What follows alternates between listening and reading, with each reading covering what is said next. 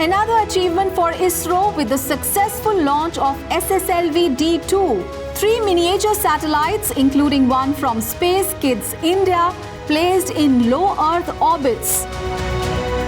National Award for Science and Technology Communication 2022 announced. These awards will be given on the occasion of National Science Day for the excellent efforts in science communication. Second Young Scientist Conclave of Shanghai Cooperation Organization held in Bengaluru.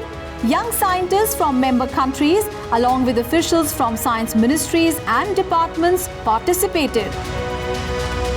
And information about the latest activities around the world related to science and technology in the special segment Science Express.